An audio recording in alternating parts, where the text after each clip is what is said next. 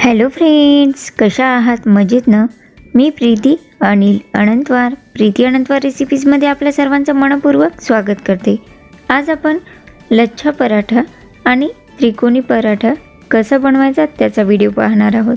नेहमी आपण साधे पराठे बनवतो, पण आज खास मुलांच्या टिफिनसाठी, मुलांनी आवडीने खावे त्यासाठी वेगळ्या आकाराचे पराठे बनवणार आहोत.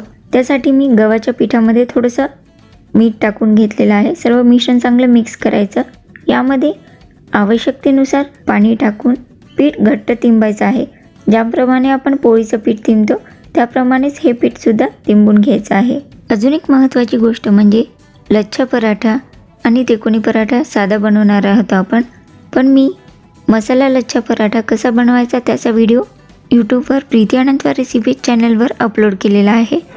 तसेच मुळ्याचा पराठा, पानगोबीचा पराठा असे वेगवेगळ्या प्रकारचे पराठे कसे बनवायचे त्याचा व्हिडिओसुद्धा यूट्यूबवर प्रीती अनंतवार रेसिपी चॅनलवर अपलोड केलेला आहे. त्या व्हिडिओची लिंक डिस्क्रिप्शन बॉक्समध्ये देणार आहे. डिस्क्रिप्शन बॉक्समध्ये जाऊन तुम्ही व्हिडिओ पाहू शकता. सर्व पीठ तिंबून घेतलेलं आहे. खाली जे पीठ लागलेलं असते ते पीठ काढण्यासाठी थोडंसं कोरडं पीठ टाकून घ्यायचं आहे आणि हाताने रगडून अशा पद्धतीने सर्व पीठ मळून घ्यायचं आहे. यामुळे आपलं ताट अगदी स्वच्छ होईल आणि आपलं पीठसुद्धा व्यवस्थितपणे तिंबलं जाईल आणि पीठ वाया जाणार नाही. अशा पद्धतीनेच मी पीठ तिंबत असते, त्यामुळे तुम्हाला ही एक टिप्स सांगितली होती. खूप जण अशा पद्धतीने पीठ नक्कीच तिंबत असतील. पिठाचा गोळा तिंबून तयार आहे. यावर थोडंसं तेल लावून सर्व पीठ पुन्हा मळून घेतलेलं आहे आणि मळलेले पीठ 15-20 मिनिटं झाकून ठेवले होते, म्हणजेच पिठाला थोडा वेळ मुरू द्यावे. त्यामुळे पोळ्या आपल्या अगदी मस्त बनतील. लच्छा पराठा बनविण्यासाठी तेल घेतलेलं आहे आणि पीठ घेतलेलं आहे. लच्छा पराठा बनविण्यासाठी पिठाचा गोळा घेतलेला आहे. पराठा ज्या आकाराचा बनवायचा त्या आकाराचा गोळा घ्यावा. गोळ्याला छान मळून घ्यायचं आहे. यावर थोडंसं पीठ टाकून घ्यायचं आहे. या गोळ्याची मोठ्या आकारामध्ये पोळी लाटून घ्यायची आहे.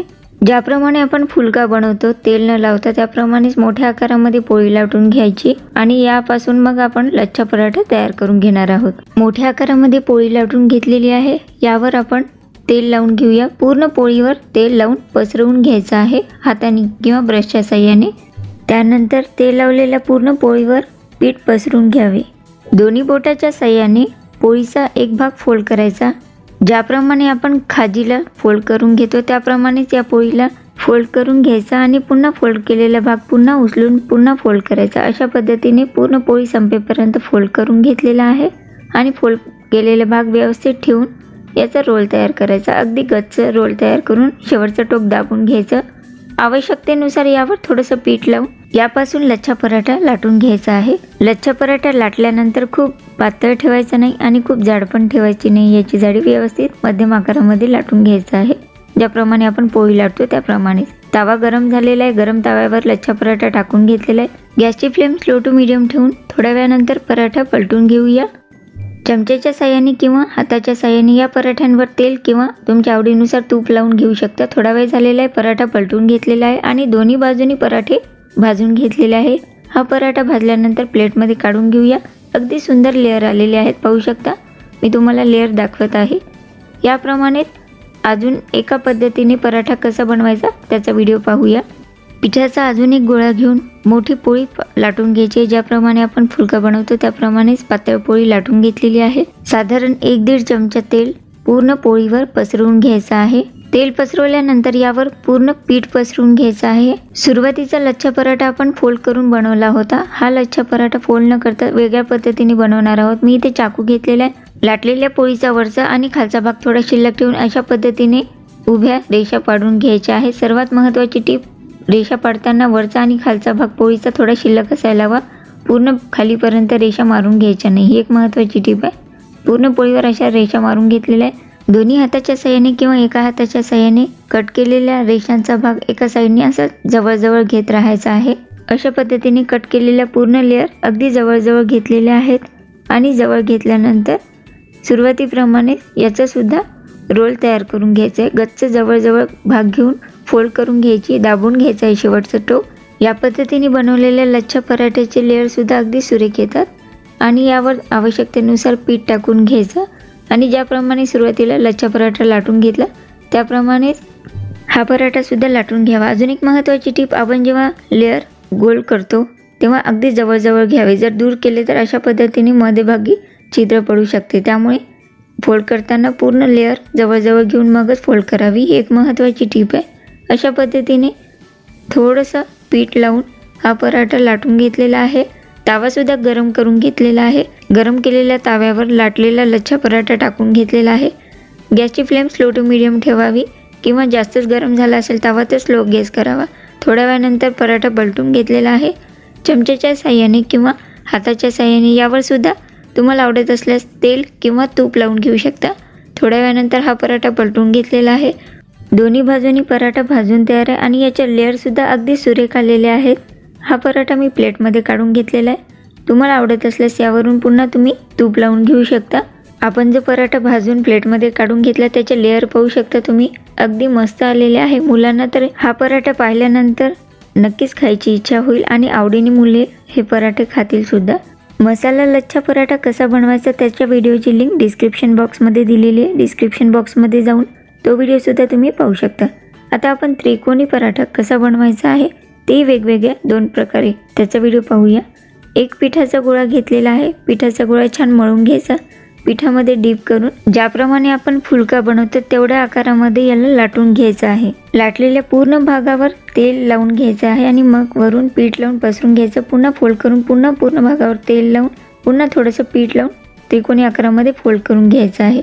यावर आवश्यकतेनुसार पीठ टाकून याची त्रिकोणी पोळी लाटून घ्यायची आहे. बरेच जण याला पराठा सुद्धा म्हणतात, काही जण याला त्रिकोणी पोळी सुद्धा म्हणतात. हे लाटल्यानंतर खूप जाड पण नसायला हवी, खूप पातळ पण नसायला हवी.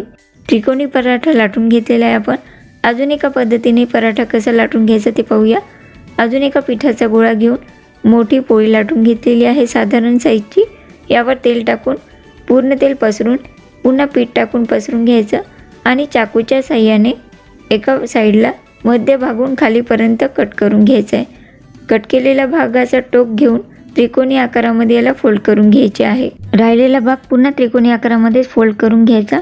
आवश्यकतेनुसार यावर पीठ टाकून त्रिकोणी पराठा लाटून घ्यायचा आहे. सर्वच जण अशा पद्धतीने पराठा बनवत असतात, पण आपण दुसऱ्या पद्धतीने म्हणजेच कट करून जो पराठा त्रिकोणी आकारामध्ये बनवलेला आहे त्यामुळे अगदी सुंदर लेअर येतात. तावा गरम झालेला आहे. पराठा लाटून ताव्यावर टाकून घेतलेला आहे. गॅसची फ्लेम स्लो टू मीडियम ठेवावी. तावा जास्तच गरम झाला असल्यास गॅसची फ्लेम स्लो करावी. थोड्या वेळाने पराठा पलटून घेतलेला यावर चमचेच्या साहाय्याने किंवा बोटाच्या साहाय्याने तेल लावून घ्यावे किंवा तूप लावून घ्यावे. थोड्या वेळानंतर पराठा छान फुगत आहे. या स्टेजवर पराठा पलटून घेऊ. गॅसची फ्लेम थोडीशी मीडियम केलेली आहे आणि पुन्हा या पराठ्याला एका बाजूने भाजल्यानंतर दुसऱ्या साईडने पलटून घ्यावे. अजून एक महत्त्वाची टिप म्हणजे पराठा पलटवताना ज्या बाजूने लेअर आहे त्या बाजूने पकडू नये, त्यामुळे पराठ्यातून वाफ निघून आपल्या हाताला लागू शकते. अशा पद्धतीने सराट्याच्या साहाय्याने दोन्ही बाजूने पराठ्याला दाबून व्यवस्थित भाजून घेतलेला आहे आणि हा पराठा भाजून तयार आहे. याला प्लेटमध्ये काढून घेऊया. या पद्धतीनेच दुसरा पराठा सुद्धा भाजून घेऊया. या पराठ्याचे मी तुम्हाला लेअर काढून दाखवते. पराठा अगदी गरम आहे. या भाजलेल्या पराठ्यामध्ये लेअर अगदी मस्त आलेले आहेत. अशाच पद्धतीने दुसरा पराठा सुद्धा भाजून घेऊया आणि मी इथे लच्छा पराठा सुद्धा भाजून घेतलेला आहे. या पराठ्यांचे सुद्धा तुम्ही लेअर पाहू शकता, अगदी मस्त दिसत आहेत. अशा प्रकारे पराठे बनवल्यानंतर मुलांना जर खायला दिले तर ते अगदी आवडीने खातात आणि त्यांना सुद्धा हे पराठे वेगळे वाटायला लागतील. या पराठ्यांमधील मी तुम्हाला लेअर दाखवत आहे. पाहू शकता, अगदी मस्त दिसत आहे, हो ना. या पराठ्याप्रमाणेच मसाला लच्छा पराठा अजून भरपूर वेगवेगळ्या प्रकारचे पराठ्यांचे व्हिडिओ यूट्यूबवर प्रीती अनंतवार रेसिपी चॅनलवर अपलोड केलेले आहेत. त्या सर्व व्हिडिओंची लिंक डिस्क्रिप्शन बॉक्समध्ये जाऊन तुम्ही पाहू शकता. आजचा व्हिडिओ तुम्हाला कसा वाटला त्याबद्दल मला नक्की कळवा. व्हिडिओ आवडला असेल तर व्हिडिओला नक्की लाईक करा. अशाच वेगवेगळ्या रेसिपी जाणून घेण्यासाठी माझ्या चॅनलला अजून सबस्क्राईब केलं नसेल तर नक्की सबस्क्राईब करा. माझे व्हिडिओ तुमच्या फ्रेंड्सना शेअर करा आणि तुमचे कमेंट मला कमेंट बॉक्समध्ये नक्की कळवा. व्हिडिओ पूर्ण पाहिल्याबद्दल आपल्या सर्वांचे मनपूर्वक धन्यवाद.